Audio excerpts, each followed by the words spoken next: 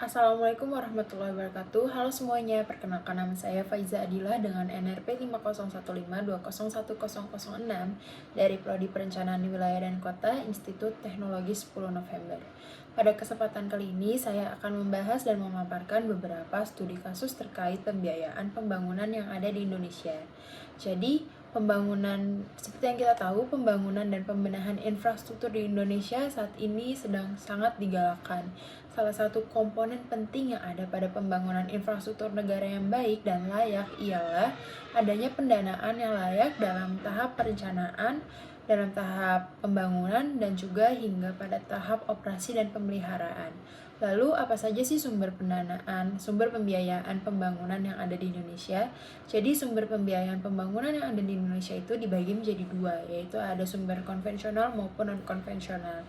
Untuk sumber konvensional ini berasal dari negara ataupun daerah seperti APBD, APBN, pajak, dan juga retribusi. Dan untuk yang konvensional ini berasal dari selain negara maupun daerah, itu dapat berupa hutang maupun berupa skema kerjasama dengan swasta maupun badan usaha. Dan langsung saja saya paparkan untuk contohnya berupa studi kasus. Dalam kesempatan kali ini saya akan memaparkan 3 studi kasus terkait pembiayaan pembangunan yang ada di Indonesia. Yang pertama yaitu terkait pembentukan ekosistem pembiayaan perumahan, kemudian ada CSR atau Corporate Social Responsibility dari PT Lapindo, dan juga ada pembiayaan pembangunan Rusunawa KS Tubun. Untuk studi kasus yang pertama, yaitu studi kasus yang datang dari permasalahan terkait perumahan, khususnya dalam pembiayaan perumahan. Seperti yang kita tahu, menurut data, angka backlog di Indonesia hingga 2021 tercatat sekitar 6,9 juta rumah. Itu merupakan angka yang besar, bukan? Berbagai upaya telah dilakukan oleh pemerintah seperti memberikan regulasi rumah subsidi, memberikan regulasi terkait DP 0% dan lainnya. Namun masalah masih belum selesai, sehingga pemerintah khususnya Kementerian PUPR bersama dengan Kementerian Keuangan dengan menggandeng beberapa perusahaan BUMN seperti PT SMF atau Sarana Multigria Finansial, Bank BTN, dan juga Perumnas untuk membentuk Sekretariat Ekosistem Pembiayaan Perumahan. Nah, jadi apa saja sih yang dilakukan oleh ekosistem pembiayaan perumahan ini? Jadi stakeholder yang ada pada ekosistem pembiayaan perumahan ini akan melakukan beberapa hal, yaitu yang pertama, melakukan komitmen bersama untuk bersinergi melalui forum koordinasi antar kementerian ataupun lembaga dalam rangka pengembangan perumahan sesuai dengan fungsi, tugas, dan kewenangan masing-masing. Kemudian menyusun rekomendasi kebijakan penguatan pasar pembiayaan primer perumahan maupun pasar pembiayaan sekunder perumahan, dan yang terakhir melakukan sinergi dari para pihak untuk mendukung pengembangan perumahan. Jadi pada intinya ekosistem pembiayaan perumahan ini akan menginisiasi penyusunan pedoman tata kelola ekosistem pembiayaan perumahan dalam bentuk secara teknis maupun secara strategis. Dan skema pembiayaan dari ekosistem pembiayaan perumahan itu berupa sumber pembiayaan konvensional maupun non-konvensional. Yang mana yang konvensional ini berupa pemberian PMN atau penyertaan modal negara yang bersumber dari APBN kepada Perumnas dan juga kepada BTN. Kemudian untuk pembiayaan non-konvensional ini adalah pembiayaan yang masih sedang dalam tahap perencanaan oleh ekosistem pembiayaan perumahan, di mana pembiayaan non-konvensionalnya yaitu dengan mendukung pasokan perumahan melalui penyaluran fasilitas pinjaman kepada pengembang atau developer dalam bentuk kredit konstruksi dan juga keterlibatan dalam kerjasama pemerintah dan badan usaha atau KPBU perumahan. Nah, kemudian lanjut ke studi kasus yang kedua. Untuk studi kasus kedua ini berasal dari peristiwa yang cukup dahsyat dan semua orang pasti tahu, yaitu lumpur Lapindo.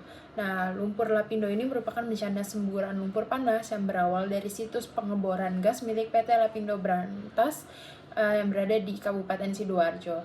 Nah, kesemburannya ini juga diduga berasal dari kegiatan pengeboran gas yang dilakukan oleh PT Lapindo Brantas. Semburan yang terjadi tidak kunjung berhenti hingga tercatat saat ini telah menenggelamkan 19 desa, sehingga peristiwa tersebut ditetapkan menjadi bencana skala besar. Karena ditetapkan menjadi skala besar dan menimbulkan kerugian sangat banyak, maka PT Lapindo Brantas ini harus bertanggung jawab atas kerugian yang dirasakan oleh masyarakat di 19 desa yang telah tenggelam tersebut.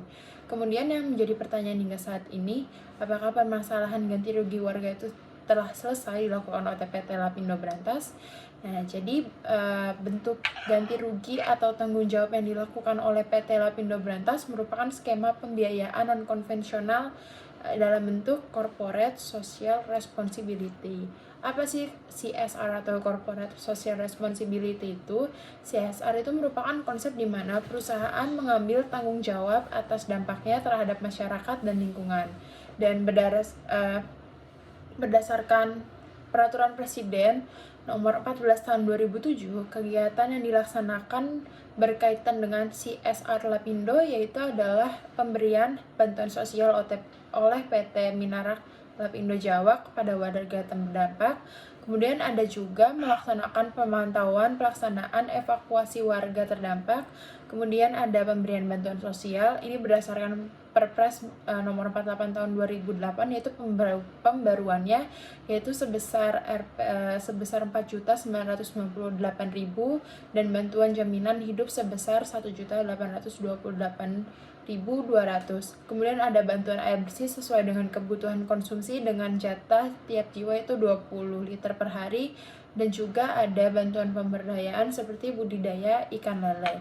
Nah, meskipun pemberian ganti rugi tersebut telah diatur oleh Peraturan Presiden, namun hingga kini hak ganti rugi warga tersebut belum sepenuhnya tuntas. Bahkan pihak PT Lapindo Brantas juga masih memiliki sejumlah hutang kepada negara atas dana talangannya atas dana talangan pembayaran ganti rugi korban dan telah jatuh tempo pada tahun 2019 silam. Kedepannya, pemerintah seharusnya segera memberlakukan pemberian sanksi yang tegas, sanksi pidana yang dapat diatur melalui peraturan pemerintah bagi setiap kegiatan atau aktivitas yang menimbulkan pencemaran lingkungan, terlebih untuk kegiatan yang berisiko tinggi. Kemudian setelah studi kasus kedua, kita masuk ke studi kasus ketiga. Untuk studi kasus ketiga ini balik lagi ke sektor penyediaan perumahan.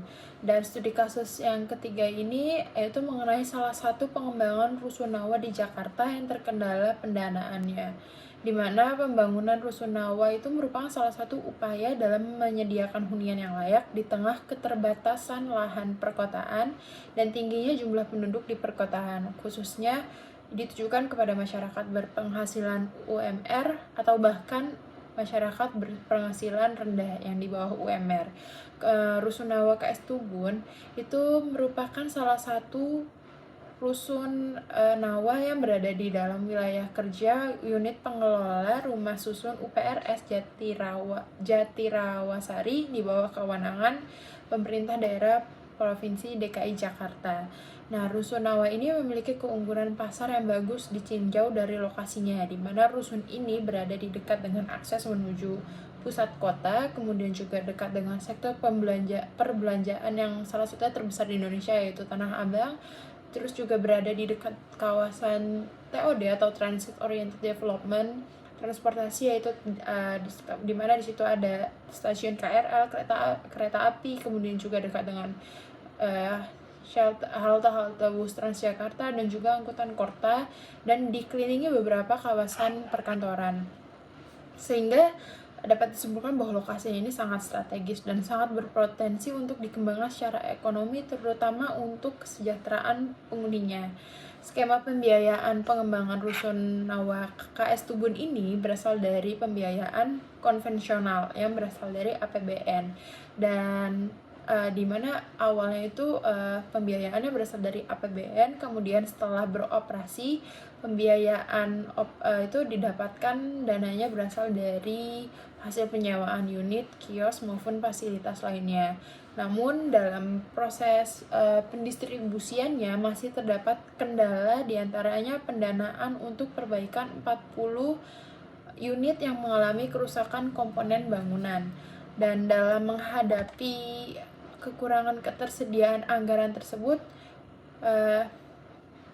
pemerintah sebenarnya dapat memanfaatkan skema pembiayaan non-konvensional sebagai biaya alternatif pembiayaan pembangunan dalam pengelolaan rumah susun, di mana Rusunawa KS Tubun ini sebagai infrastruktur sosial cenderung hanya memiliki kelayakan secara ekonomi tapi tidak layak secara finansial. Jadi untuk alternatifnya, selain daripada menggunakan pembiayaan secara konvensional melalui APBN, skema pembiayaan non-konvensional yang dapat ditawarkan untuk pengembangan Rusunawa ini yaitu dapat berupa seperti skema manajemen aset, konsolidasi lahan, linkage, access condemnation, KPBU, dan juga obligasi.